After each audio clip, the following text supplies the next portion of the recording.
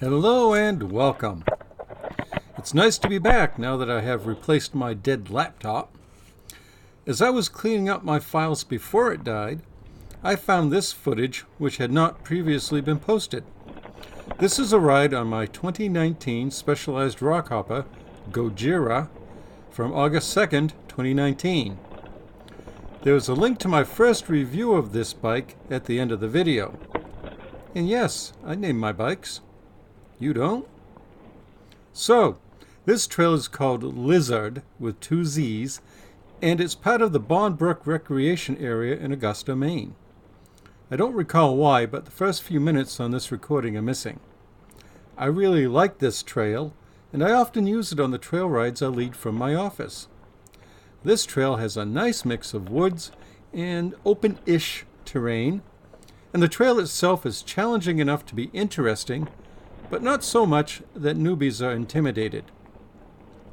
As for the bike itself, this was recorded after I added alloy pedals, which you obviously can't see, but before I swapped the stock 720mm stout handlebar for a Wake 720mm handlebar.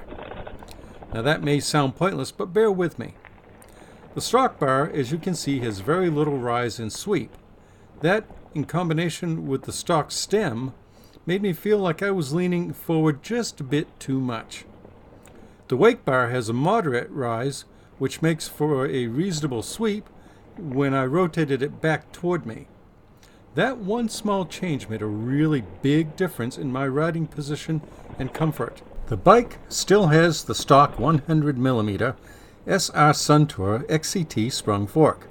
Now, I know this is not the most sophisticated fork around, but it has been, and it continues to work well for me.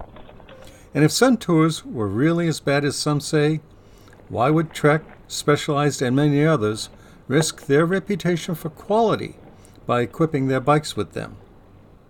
I also am still running the stock 3x8 Shimano drivetrain. The gears are 1134 on the Sunrace cassette and 42, 34, 24 on the chainring. This combination is surprisingly good for climbing, so I'm content to leave them be for now. Having said that, a 1x10 conversion may be in the cards later on, as that combo worked out really well on Tavi, my Mongoose XR Pro. The one upgrade I definitely will make is to add a dropper seat post. I added one to my Mongoose and it was like night and day, let me tell you, especially on the descents. It's well worth the investment. It's kind of interesting to me that this bike accounted for about half of my trail riding this past year.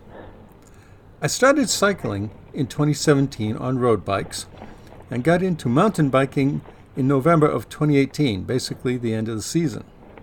So, by any measure, I started the 2019 season as a mountain biking newbie. I found out really quickly that my road skills pretty much did not translate to trail riding. But the more I rode the Rockhopper, the better I got, and the better I got, the more confident I became. Not a big surprise. I think part of it is that being a hardtail, the rear felt more predictable to me. And I still think hardtails are notoriously fun to ride. So, there it is, a wee bit of summer riding in December. If you enjoyed this video, please leave me a thumbs up and subscribe if you haven't already.